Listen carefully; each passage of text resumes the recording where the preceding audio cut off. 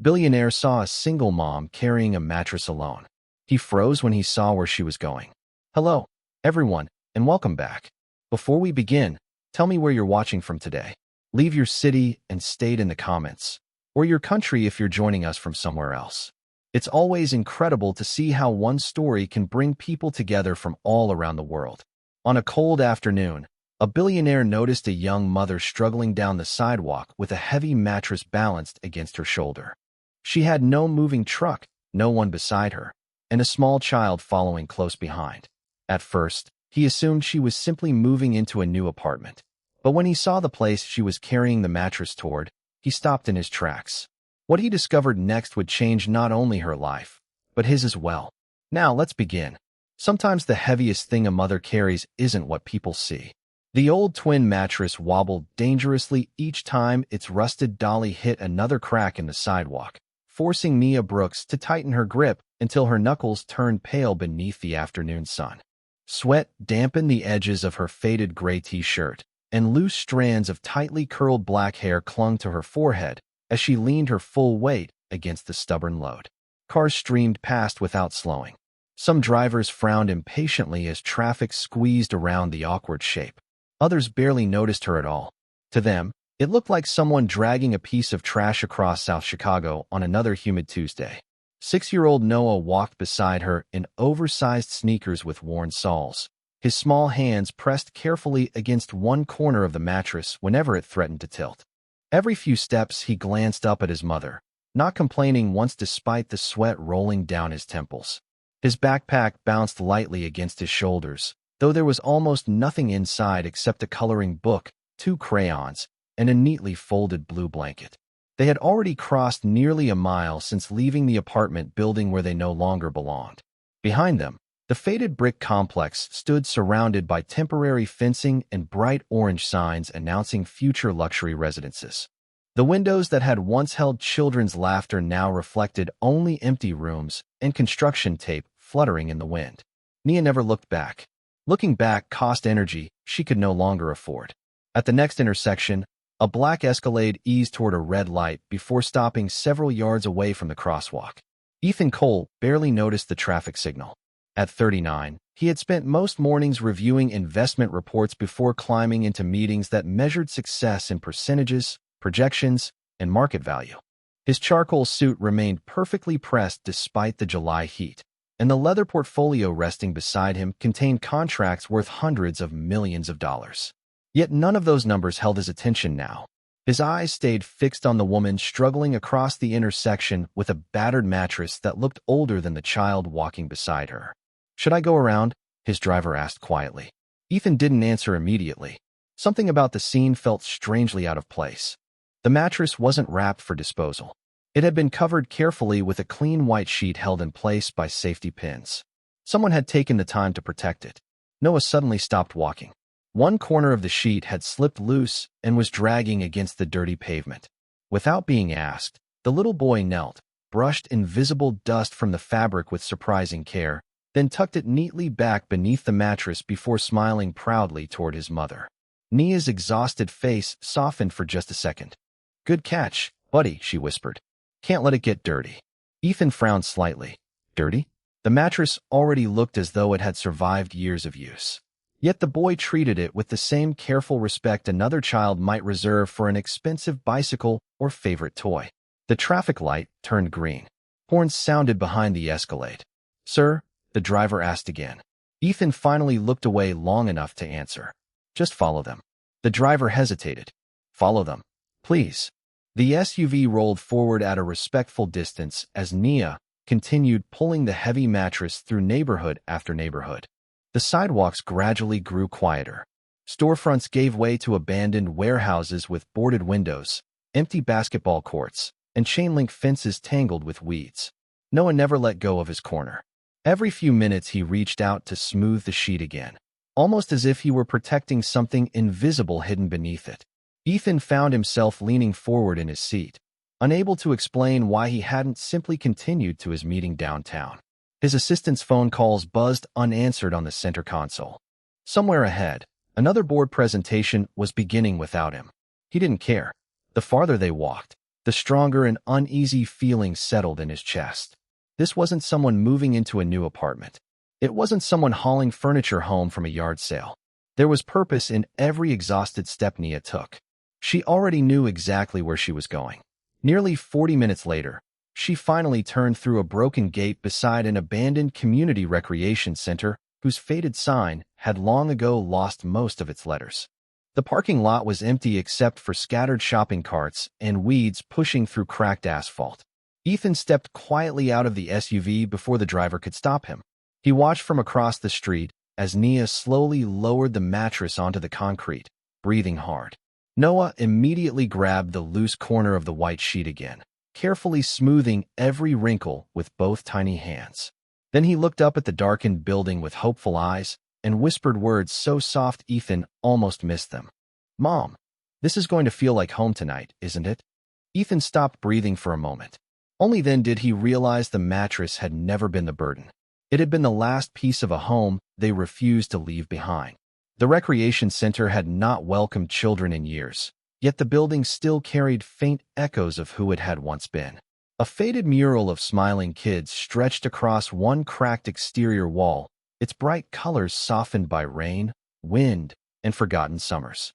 The heavy glass entrance doors had been boarded long ago, but the wide concrete overhang still kept most of the rain away. Nia rested both hands on the mattress, catching her breath while Noah quietly looked around with the careful curiosity only a child could carry into uncertain places. "Can we put it over there?" he asked, pointing toward the driest corner beneath the overhang, where the afternoon sunlight stopped just short of reaching the concrete floor. Nia nodded with a tired smile. "That is the best spot." Together they pushed instead of pulled, inch by inch, until the mattress rested flat against the wall.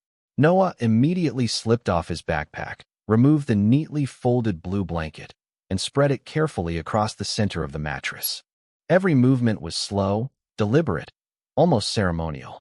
He straightened each corner twice before stepping back to admire his work. "Now it looks better," he whispered. Nia crouched beside him and gently brushed dust from his cheek with the back of her fingers. "It looks perfect." She reached into a worn canvas tote and pulled out a small pillow with a dinosaur pillowcase that had clearly survived many washes.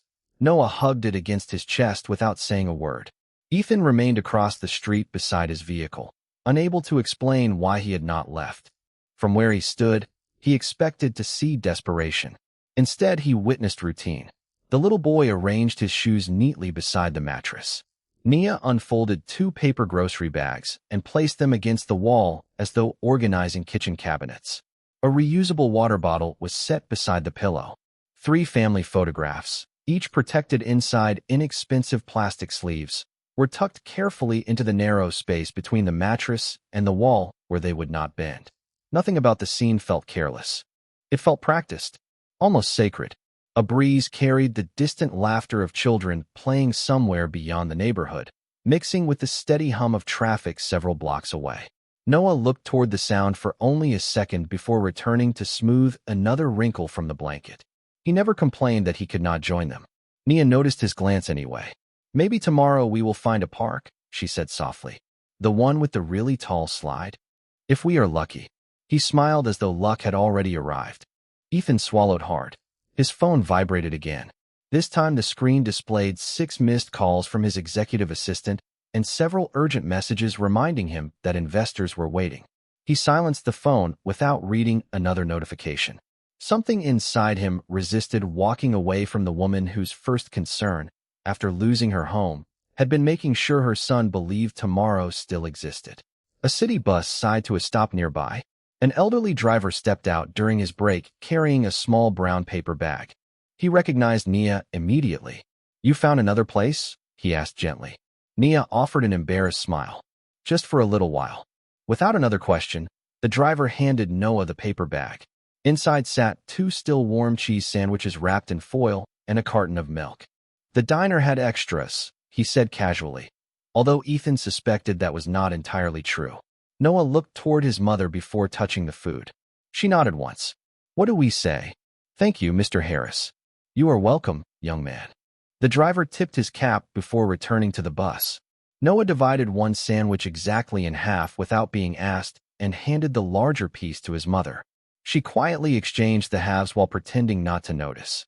He grinned but said nothing, accepting her silent victory. Ethan watched every small exchange with growing discomfort. None of these people acted surprised to find Nia here. They knew her name. They knew her child. They knew enough not to ask questions that would wound her pride.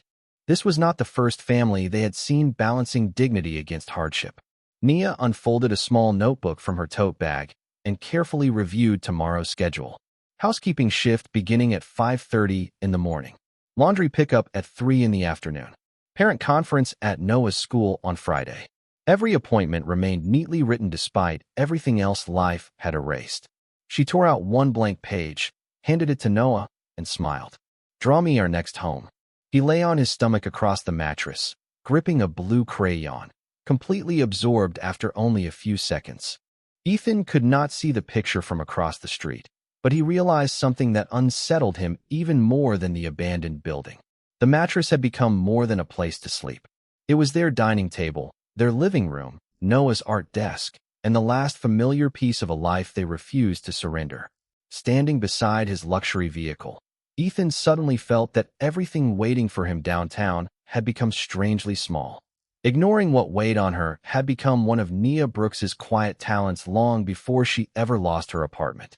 As the afternoon sunlight softened into the warm gold of early evening, she checked the small digital watch on her wrist and calculated every remaining minute before she needed to report for her overnight housekeeping shift at a downtown hotel.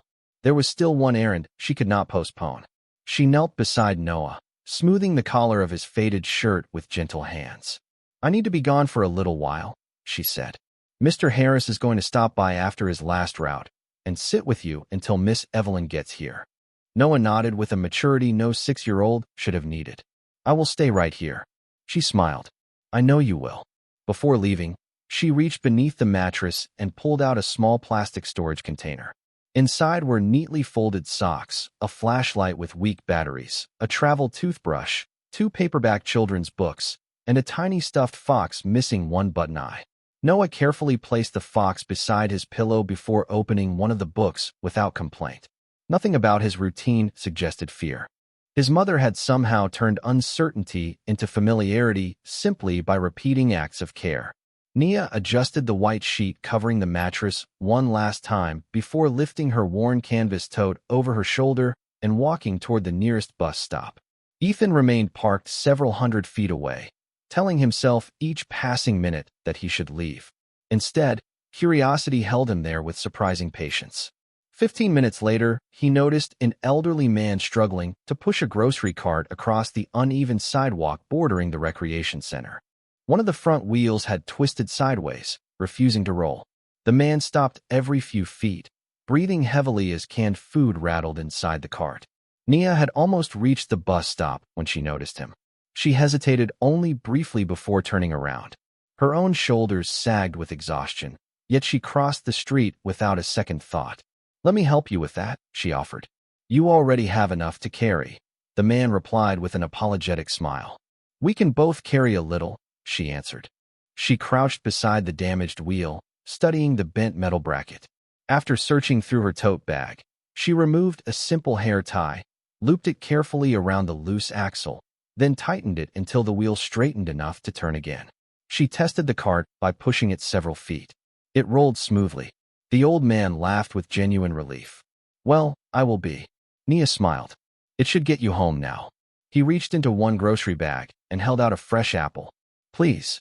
She accepted it only after thanking him twice. Instead of slipping it into her own bag, she quietly returned to the recreation center and placed the apple beside Noah. Dessert, she whispered with a wink.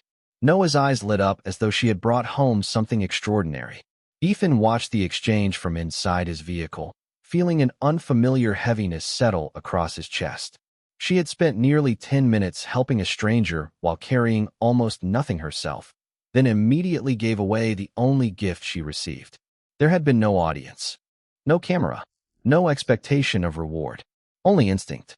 A few moments later, an older woman named Evelyn arrived carrying a folding chair and a knitted tote bag. Her silver hair caught the evening light as she embraced Nia warmly. You go earn that paycheck, Evelyn said. This young man and I have stories to read. Noah hugged his mother before climbing onto the mattress with his book already open. Do not worry about me, he said proudly. I will guard the house. Nia kissed the top of his head. I know you will. She walked away without looking back, not because leaving was easy, but because stopping would make it harder. Ethan noticed the slight limp she tried to hide once she believed no one was watching. Every few steps, she stretched her right shoulder as though the weight of the mattress still lingered there. Yet she kept moving toward the bus stop with quiet determination, disappearing into the growing evening crowd like thousands of other workers beginning another shift most people would never notice. The city lights gradually awakened across the skyline, reflecting against the polished glass towers where Ethan usually measured success by quarterly reports and expansion plans. For the first time in years, those buildings felt strangely distant. His calendar remained full. His meetings would continue tomorrow. Investors would still expect answers. Yet none of those obligations explained why a woman with almost nothing had just reminded him of something he had somehow misplaced long ago. He stayed where he was until the city bus carried Nia out of sight, while across the street a little boy sat safely on an old mattress, reading beneath the fading light as though kindness itself had quietly become the walls around his home. The next morning arrived wrapped in polished glass, fresh coffee, and the quiet confidence of people who had never wondered where they would sleep that night. On the 42nd floor of Cole Urban Development, sunlight poured through floor-to-ceiling windows overlooking downtown Chicago, turning steel towers into ribbons of gold.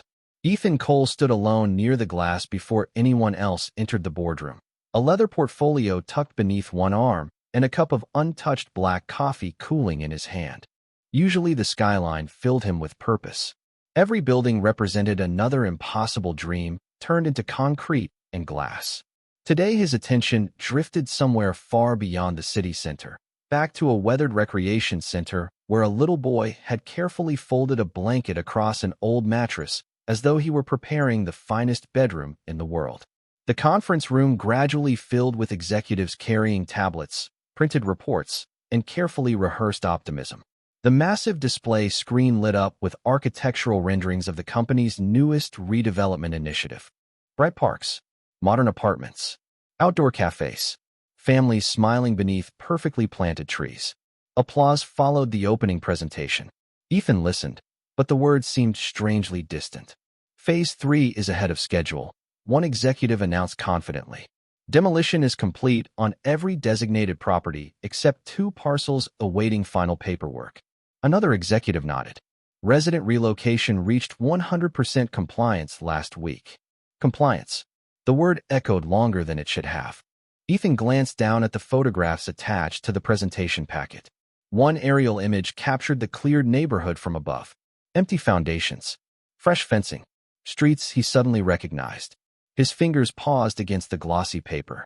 The abandoned recreation center stood only 2 blocks from the southern edge of the project. His heartbeat slowed. Can you zoom in on this section? He asked quietly. The room fell silent as the image expanded across the screen. The recreation center became unmistakable. The cracked parking lot, the broken gate, the faded mural.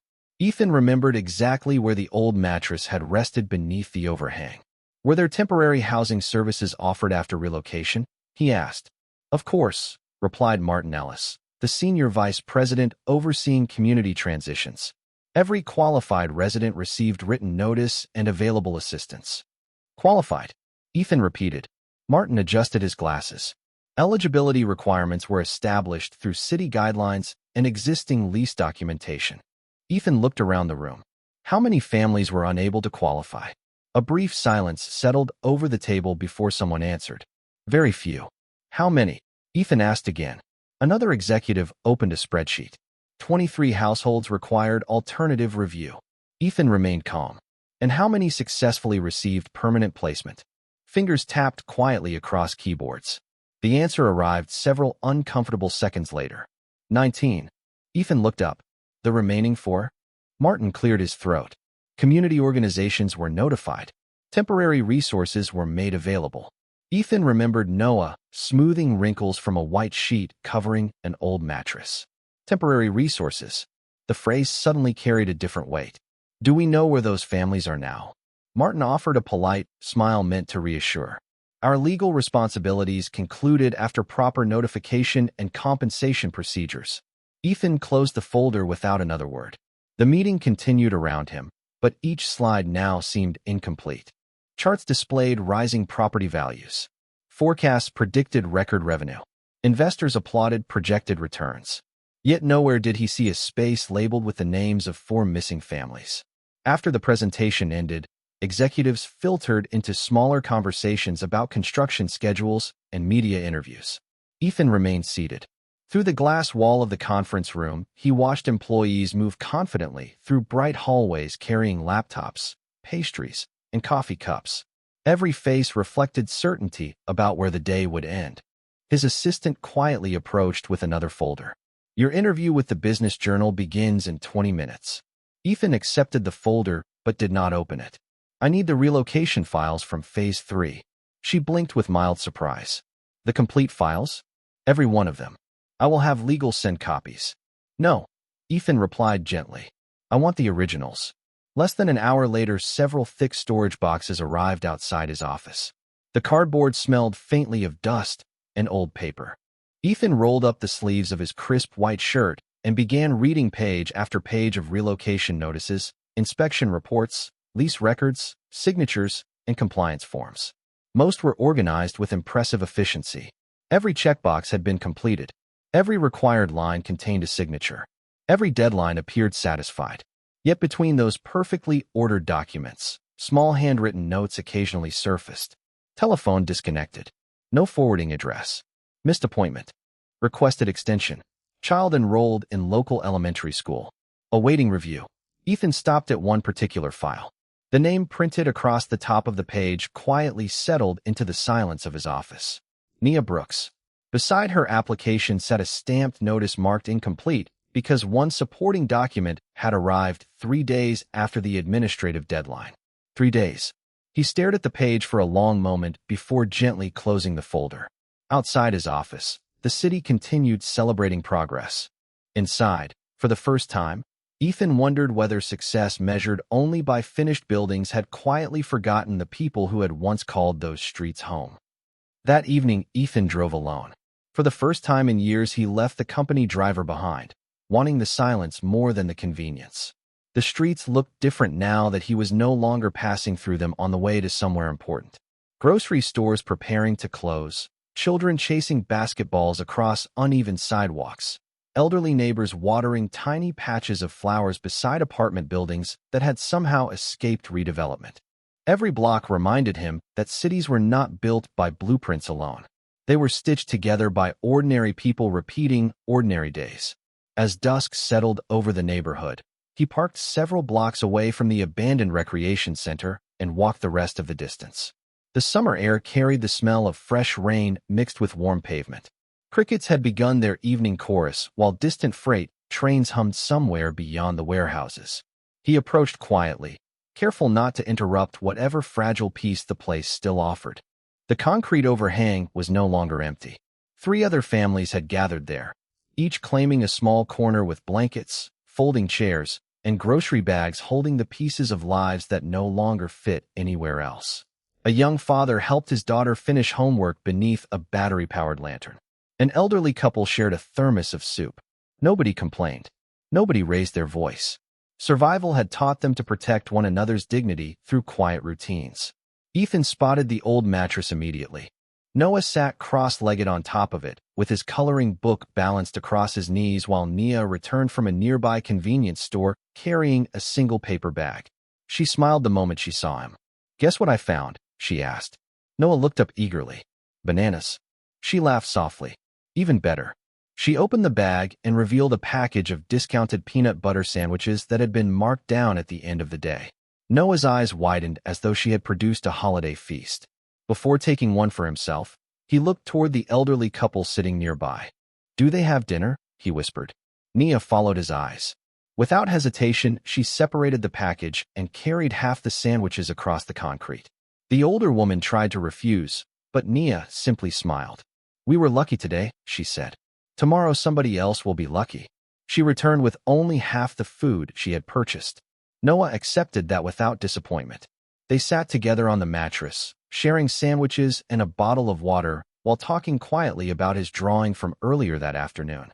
Ethan remained hidden in the shadows near the broken fence, feeling almost guilty for witnessing moments never intended for strangers.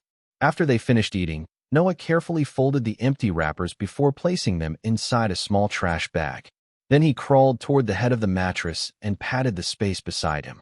"Come see," he said proudly. Nia climbed onto the mattress beside her son. He held up his drawing. It showed a simple apartment with blue curtains, a tree outside one window, and two smiling stick figures standing beside a third figure wearing a backpack. In the middle of the bedroom, he had drawn one object larger than everything else. The mattress. "Why is it still there?" Nia asked gently. Noah looked surprised by the question. "Because that is our room." His small finger rested on the picture. "The house can change, but this stays with us." Nia lowered her eyes for just a moment before smiling again. She wrapped one arm around his shoulders and kissed the top of his head. "You always know how to find home," she whispered. Ethan felt something tighten painfully inside his chest. He had expected to find hardship. He had expected sadness. Instead, he had found love, making the smallest possible space feel complete. The old mattress was not a reminder of what they had lost. It was the promise that they had not lost each other. The realization settled over him with a weight no financial report had ever carried. His company had measured success in completed projects, signed permits, and rising property values. Yet a 6-year-old boy had just revealed the cost hidden between those numbers with nothing more than a crayon drawing. Ethan quietly stepped back before anyone noticed him. As he turned toward the street, his phone rang again. Martin Ellis's name appeared across the screen. Ethan answered without taking his eyes off the recreation center. "The investors approved tomorrow's announcement," Martin said confidently. "Everything is finally moving exactly as planned." Ethan watched Noah carefully smooth the white sheet across the mattress before laying his dinosaur pillow neatly in place. The little boy smiled with quiet satisfaction, as though he had finished preparing the finest bedroom in the city. Ethan remained silent for several seconds before speaking in a calm voice that surprised even himself. "No," he said softly. "Everything is only now beginning to make sense. Cancel tomorrow's announcement. I need to visit every family whose file says the process was complete." On the other end of the call, silence replaced confidence. Across the street, beneath the fading evening sky, Noah lay down on the old mattress, looked up at the first stars beginning to appear, and whispered with complete certainty, "Good night, home." Morning arrived with the quiet rhythm of routine, but nothing inside Ethan Cole's office felt routine anymore. The stack of relocation files remained spread across his conference table exactly where he had left them the night before. Coffee had gone cold. His jacket still rested over the back of a chair. Long after most of the building had emptied, he had continued reading every handwritten note hidden beneath polished reports and carefully prepared summaries. The stories looked painfully similar. Deadlines missed because hospital visits took priority. Documents delayed by employers changing work schedules. Elderly tenants unable to navigate online applications. Families that disappeared from official records the moment every required form had been processed. By 8 o'clock, the executive conference room was full again. Martin Ellis stood beside another presentation, ready to resume the company's carefully planned announcement. Investors joined through large video screens while department heads reviewed financial projections with practiced confidence. Ethan entered quietly carrying only one thin folder. He did not sit immediately. Instead, he looked around the room at faces that trusted numbers because numbers rarely argued back. "Before we begin," he said calmly, "I have a question." Conversations faded. "When did we decide that completing paperwork meant completing responsibility?" Martin smiled politely, assuming the question was rhetorical. "Our responsibility is to follow the law and honor every contractual obligation." Ethan nodded slowly. "And if the law leaves a family sleeping beneath an abandoned recreation center?" The room became noticeably quieter. Martin folded his hands. "If you are referring to isolated circumstances, community organizations exist for that purpose." Ethan opened the folder and placed 4 relocation files across the polished table. "These are not isolated circumstances. These are families." No one reached for the documents. One executive cleared her throat carefully. "We cannot solve every social issue. Ethan looked toward the skyline beyond the glass windows before answering. No, but we can stop creating new ones. Martin's expression tightened for the first time. The project has already received final approval. Delaying construction now would cost millions of dollars. How much? Ethan asked. The chief financial officer answered immediately. Approximately $28 million before the end of the quarter. Ethan accepted the figure without hesitation. Then delay it. Several executives exchanged uneasy glances. That is not a practical decision, Martin replied. It is not supposed to be practical, Ethan said quietly. It is supposed to be right. The meeting dissolved into overlapping concerns. Investors questioned market confidence. Attorneys warned about contractual penalties. Public relations managers worried about headlines. Every objection carried financial logic. None mentioned the names inside the relocation files lying untouched on the table. Ethan listened without interruption until the room finally settled again. Yesterday, I watched a 6-year-old boy make an old mattress into a bedroom because we called his relocation complete. No one answered. Our reports celebrated success, while that child thanked his mother for giving him a place to call home beneath a concrete roof. Martin leaned forward. With respect, personal experiences cannot determine corporate policy. Ethan met his eyes calmly. They should determine whether our policy still deserves to exist. Silence stretched across the room. Finally, the chairman of the board spoke through one of the large video screens. What exactly are you proposing? Ethan slid a single sheet of paper toward the center of the table. Suspend Phase 3 until every remaining displaced family has permanent housing.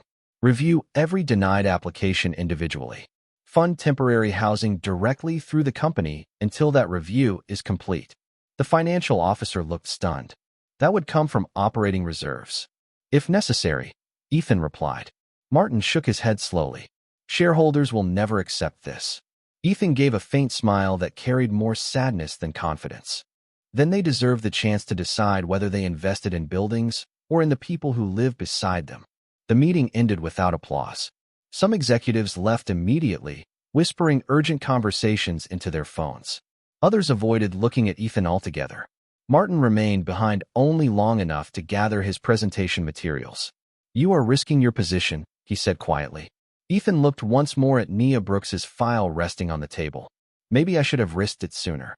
By late afternoon, news of the delayed announcement had already spread through the company. Stock analysts demanded explanations. Board members scheduled emergency discussions. Reporters began requesting interviews. Yet while uncertainty rippled through executive offices, Ethan found himself thinking not about market reactions, but about a little boy carefully smoothing wrinkles from a white sheet before going to sleep. For the first time in many years, the cost that truly mattered could no longer be measured on a balance sheet. Nia Brooks was changing sheets on the 12th floor of the hotel when her supervisor quietly approached with a concerned expression. Someone is asking for you downstairs, she said. Nia looked up in surprise. Very few people knew where she worked. She finished smoothing the last corner of the bed before washing her hands and following the elevator to the lobby. Through the revolving glass doors, she immediately recognized the dark sedan waiting at the curb. Ethan Cole stood beside it without a suit jacket, his sleeves rolled neatly to his forearms, holding a simple manila folder instead of a leather briefcase. For a brief moment, neither of them spoke. The polished marble floor reflected the afternoon sunlight between them, making the silence feel almost fragile. Miss Brooks, Ethan said gently. Thank you for taking a few minutes. Nia studied his face carefully. I know who you are. Ethan nodded. I expected you might. She glanced toward the folder in his hands.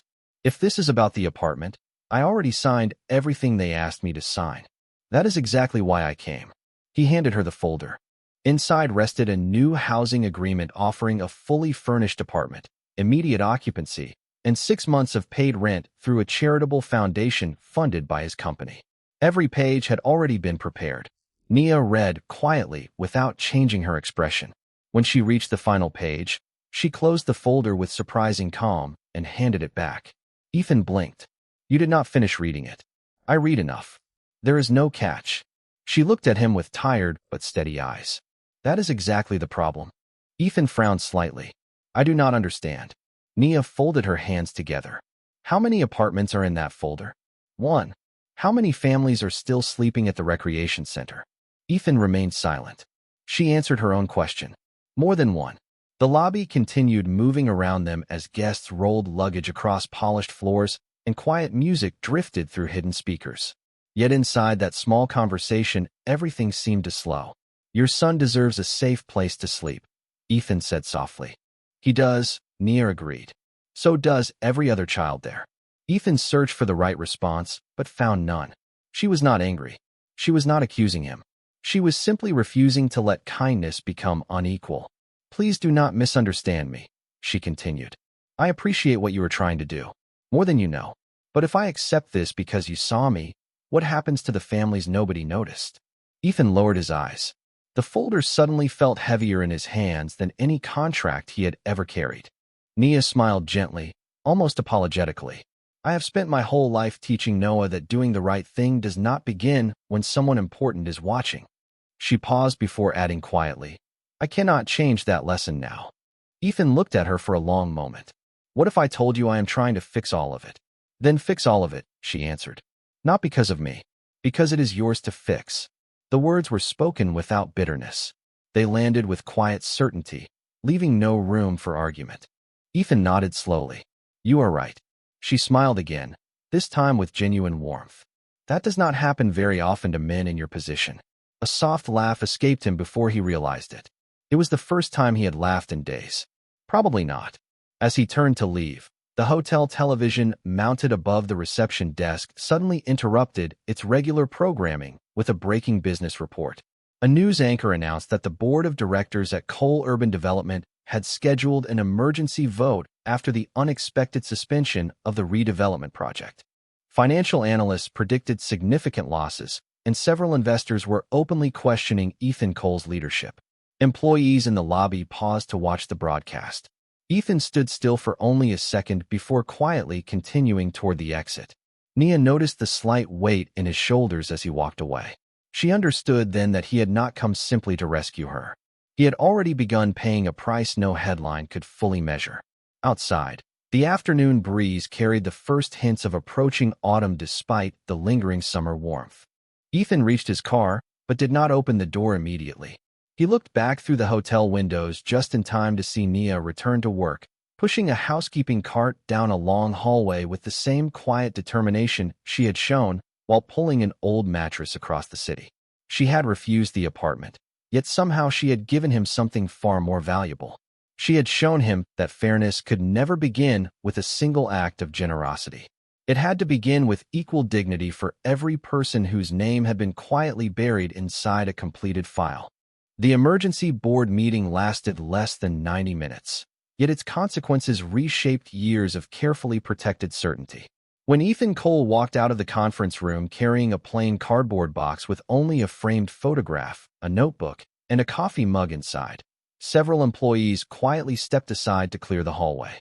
No one applauded. No one celebrated. Some lowered their eyes with sympathy. Others looked away, unwilling to witness the quiet departure of the man who had chosen principle over position. The official statement described it as a leadership transition following strategic disagreements with the board of directors. Ethan knew the truth required fewer words. He had asked the company to value people before profit, and the cost had finally arrived. By sunset, financial news channels had moved on to newer stories. Stock prices continued to rise and fall. Analysts debated corporate governance.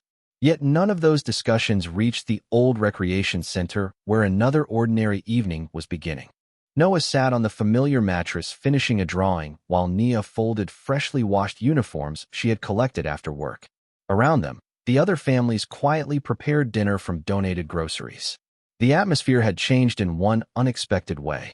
Volunteers from several local churches had begun visiting every afternoon after hearing about the displaced families through community organizations. Folding tables now held bottled water, books for children, and warm meals prepared by neighbors who had simply decided not to look away. Kindness had spread without anyone announcing it. A white passenger van pulled slowly into the parking lot just before dusk. Ethan stepped out carrying several cardboard boxes filled with blankets, children's books, flashlights, and school supplies. He wore blue jeans, an old Navy work shirt, and comfortable sneakers that had clearly seen better days. There were no cameras, no reporters, no company logos. Only quiet footsteps across cracked pavement. Nia noticed him first. She walked over with a gentle smile. "You look different." Ethan smiled back. "I suppose I am." Noah ran over carrying his latest drawing. "Mr. Ethan, look." Ethan knelt to Noah's eye level. The picture showed several families standing together outside a row of small apartment buildings. There was a large tree in the middle, children playing nearby, and one familiar mattress resting beneath an open bedroom window. "You kept the mattress," Ethan observed. Noah nodded immediately. "Because that is where we learned how to stay together."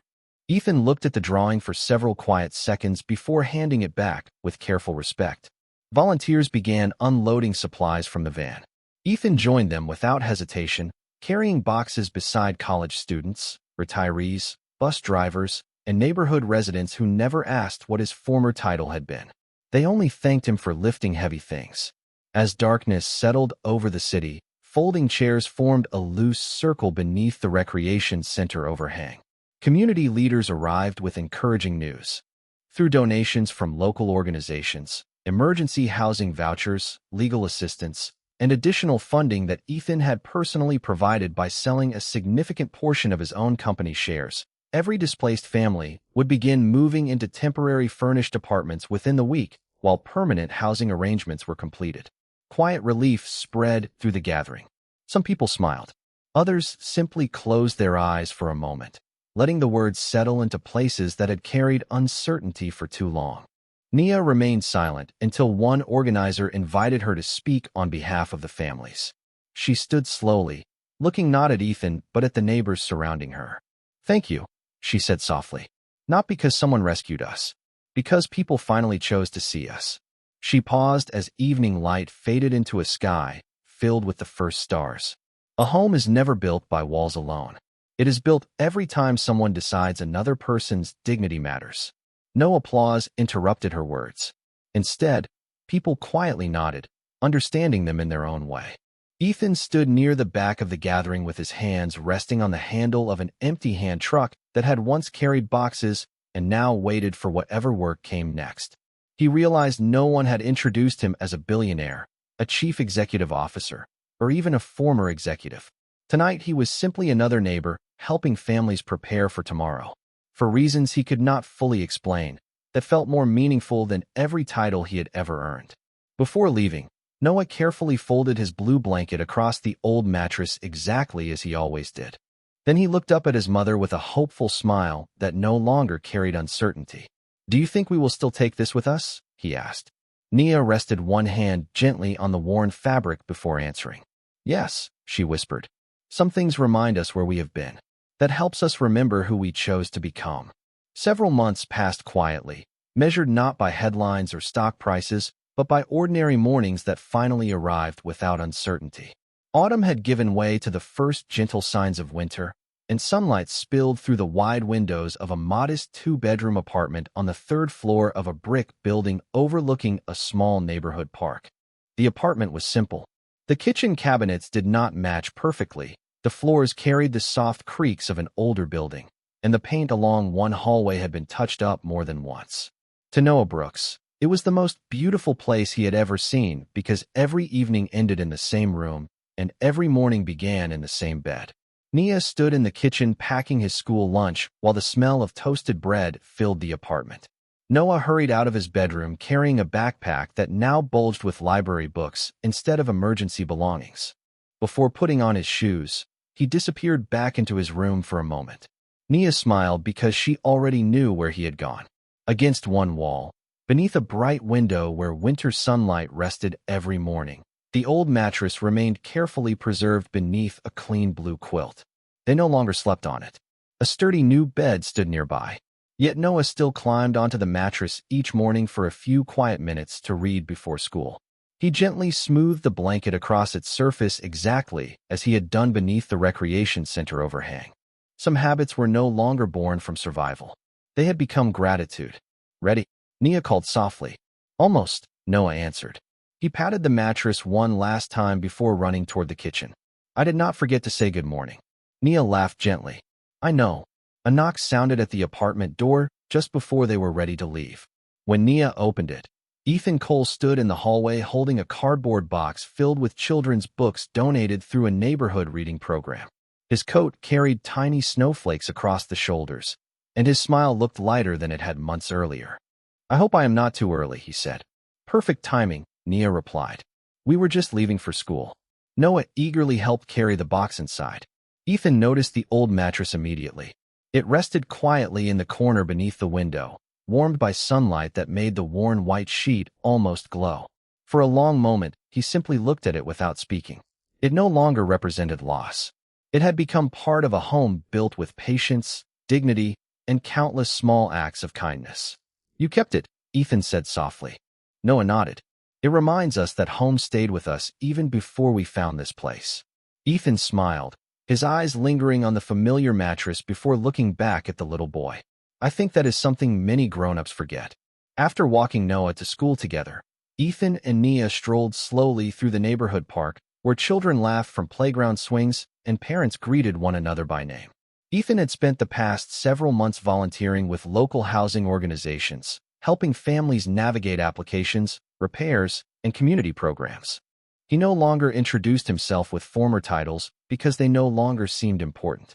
Nia continued working at the hotel while taking evening classes in property management through a scholarship funded by a neighborhood foundation.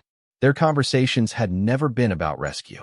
They had become conversations between two people who had both learned that responsibility could change a life only when joined with respect.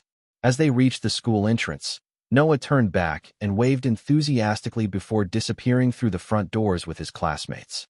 The morning bell rang across the playground, clear and ordinary, sounding like the beginning of countless peaceful days still waiting ahead.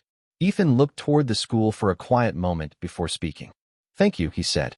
Nia tilted her head slightly. "For what?" He smiled. "For refusing the easy answer." She looked toward the rows of children entering the building.